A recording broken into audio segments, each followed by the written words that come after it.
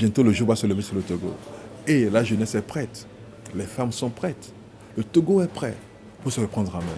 En 2015, je vous le dis, c'est inéluctable, le Togo va reprendre ses droits. Vous savez, la génération de nos parents a été sacrifiée.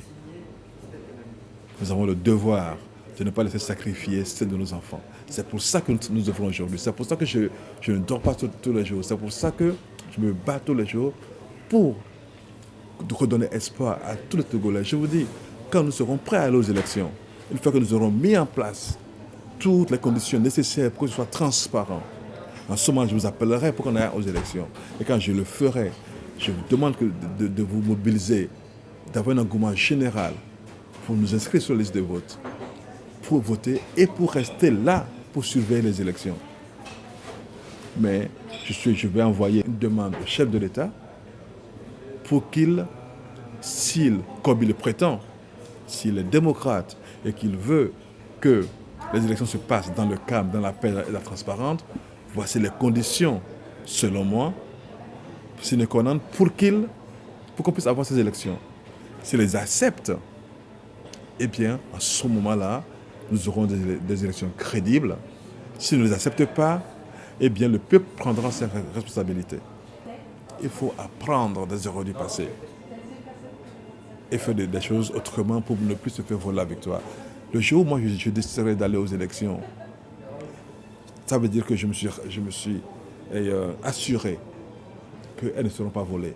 Ça veut dire que nous devons revoir complètement la liste électorale. Nous devons faire l'audit de cette liste avant, pendant et après les élections. Première chose, nous devons nous assurer que nous avons la liste de tous les bureaux de vote avec leurs coordonnées géographiques. Parce que chez nous, vous savez, il y a des bureaux de vote fictifs. Donc nous ne prendrons en compte que les résultats des bureaux de vote connus et publiés avant les élections. Troisième chose, tous les résultats doivent être publiés bureau de vote par bureau de vote. Quatrième chose, nous devons demander à ce que les forces de sécurité ne votent plus par anticipation. Parce que la seule chose qui permet d'assurer la paix dans le scrutin, il faut qu'elle soit transparente. Donc, vous savez, dans tous les pays modernes, je ne connais aucun où les forces de sécurité votent avant les autres. Alors pourquoi au Togo? Donc ça aussi. Et d'autres mesures que je vais parler dans le courrier que je vais envoyer au chef de l'État, qui doivent être mises en place. Si ces mesures sont mises en place, eh bien, nous pourrons aller aux élections. Et dans ce cas, notre mobilisation générale fera la différence. Mais si ces mesures ne sont pas mises en place, eh bien, nous prendrons nos responsabilités. Toutes ces conditions sont indispensables. Si ce n'est pas le cas, eh bien, nous rentrons contre le peuple. Et le peuple prendra sa décision. Ford dit qu'il va respecter la Constitution. Et c'est ce qui a été écrit patrouillé en 2002. Bon, donc, ce qui dit qu'il n'est pas prêt pour céder. Et vous aussi, vous lorgnez par rapport à ce pouvoir. Vous avez Ford devant vous. Qu'est-ce que vous pouvez lui dire de vive voix par rapport à la situation sociopolitique togolaise? Faire pour une fois du bien à ton peuple. Pars. Point final. Le Togo est un pays de plus d'une trentaine d'ethnies.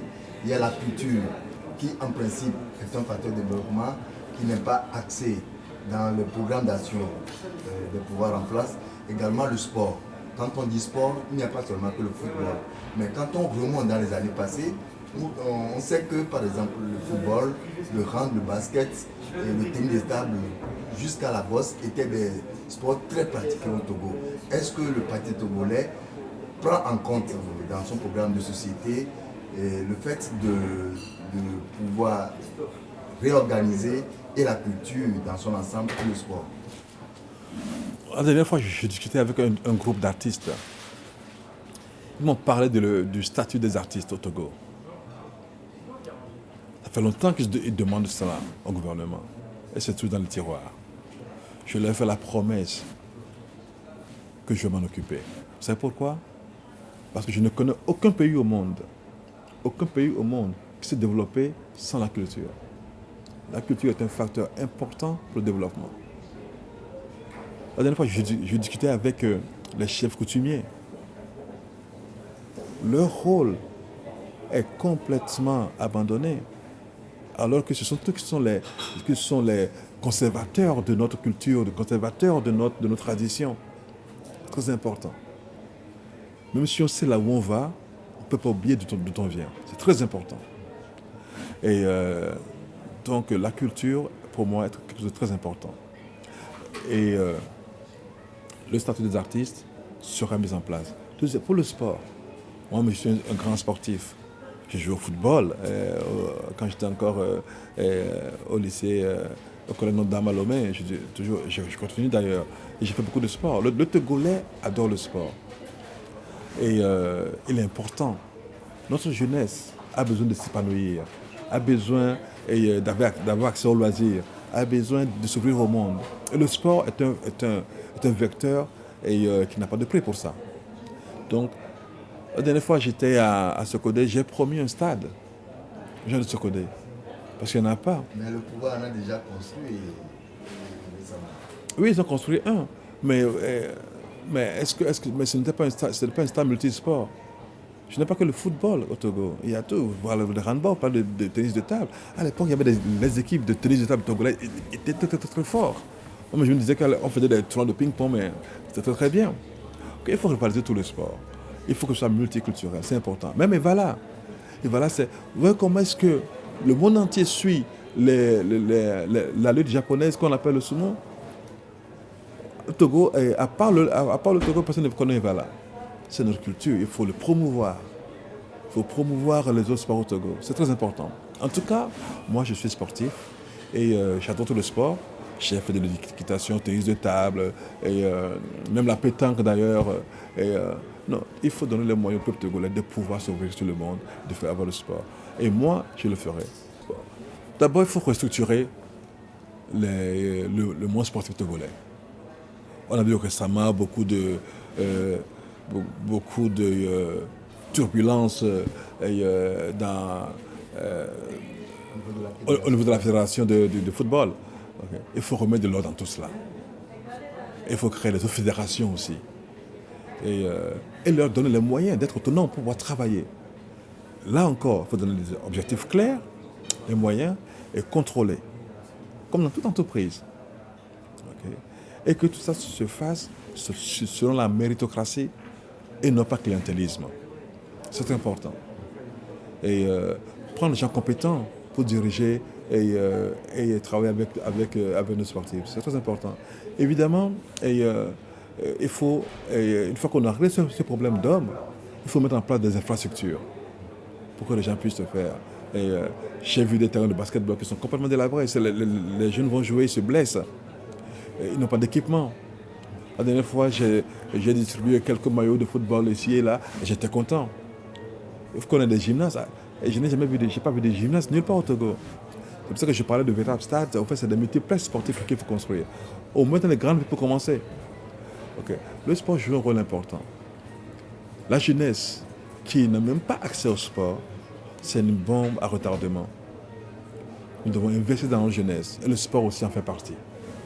Et d'un autre côté, Lomé, dans le temps, est comme l'épicentre socio-économique sur la côte ouest africaine à travers son marché à Sigamé, mais qui a été emporté en janvier 2013 par l'incendie. Aujourd'hui, les femmes sont éparpillées, la mort dans l'âme. Quel est votre coup de cœur par rapport à ces braves femmes de la scène économique togolaise? Je suis allé à la rencontre de cette dame, Nana Benz. J'ai vu de la détresse dans leurs yeux. Il y en a une main qui m'a dit qu'aujourd'hui, elle n'est plus Nana Benz, elle est maintenant Nana Zem. Parce que maintenant, elle est obligée de prendre les motos taxis à Lomé. Voilà où nous venons. Ce qui faisait la fierté du Togo à l'époque, le Nana Benz, reconnu dans le monde entier. Elles étaient le socle de l'économie togolaise avec l'agriculture. Aujourd'hui, leur outil de travail a été dévasté. Et depuis, personne ne fait une enquête pour rendre justice. Elles ont tout perdu. les avions m'ont dit qu'elles n'ont même pas été indemnisées. C'est vrai que le gouvernement, maintenant qu'on arrive dans la période électorale, veut commencer les travaux pour reconstruire le marché. C'est vrai qu'on a reconstruit le marché de Carré, etc. Mais ne pas rendre justice à ces femmes n'est pas acceptable. Vous leur posez la question à ces femmes. J'ai tout ça sur vidéo. Elles disent une seule chose. Elles veulent le départ de Faure Gnassingbé. Pour pouvoir tourner la page, pour pouvoir faire leur deuil. Qu'il écoute le peuple, qu'il écoute son peuple. Le peuple veut son départ. Un coup de cœur, un coup de gueule par rapport à la situation au quotidien des Togolais. Je veux m'adresser à mes frères et à mes sœurs togolais, togolaises. Tenez bon. L'heure de la victoire finale est proche. Nous sommes en train de rentrer dans une période électorale. Comme je vous ai dit, nous devons tous nous mobiliser. Moi, je vais tout d'abord m'assurer, et je me rendrai compte au jour le jour, que nous avons des conditions de transparence, de conditions idéales pour faire des élections sans problème et que ce soit crédible. Je vous dirai, si le gouvernement accepte de le faire dans ce sens ou refuse de ne pas le faire. Si nous arrivons à un consensus où le gouvernement accepte de faire les élections selon les conditions que nous, le peuple, nous aurons fixées, eh bien, je vous demanderai de vous mobiliser en masse. Je vous demanderai d'avoir un engouement, de retrouver la flamme que j'ai trouvée dans vos yeux le 5 octobre 1990. Je vous demanderai qu'on se lève tous comme un seul homme, comme une seule femme, pour d'abord aller nous inscrire sur les listes électorales et aussi pour venir voter. Une fois que nous aurons voté, nous devons rester là. Nous devons être nos propres sentinelles. Nous devons être nos propres observateurs. Nous devons rester pour surveiller le scrutin. Personne ne le fera à notre place. Pour nos frères et nos sœurs de la diaspora, si vous le pouvez, rentrez aussi en masse. Le peuple a besoin de vous. Ceci est un moment historique. Vous ne pouvez pas être que des observateurs de l'histoire. Vous devez être des acteurs de l'histoire. Et ceux qui ne peuvent pas rentrer pour des raisons quelconques, je peux comprendre. Mais vous avez le devoir de mobiliser vos sœurs, vos frères, votre famille, vos amis qui sont restés au pays pour leur demander de faire leur devoir civique. Nous sommes le changement. Personne ne le fera à notre place. Nous le voulons, c'est vrai, ce changement. Mais c'est à nous de le prendre. La liberté ne se donne pas. La liberté ne s'achète pas. Elle se gagne. La liberté se conquiert et ensemble nous allons le faire. Si, dans le cas contraire, le gouvernement persiste et signe et ne veut pas nous permettre de pouvoir faire des élections en toute transparence, là aussi je vous rendrai compte. Et je suis sûr que vous serez vous lever pour prendre en main votre destin. Vive la République, vive le Togo, que Dieu vous bénisse.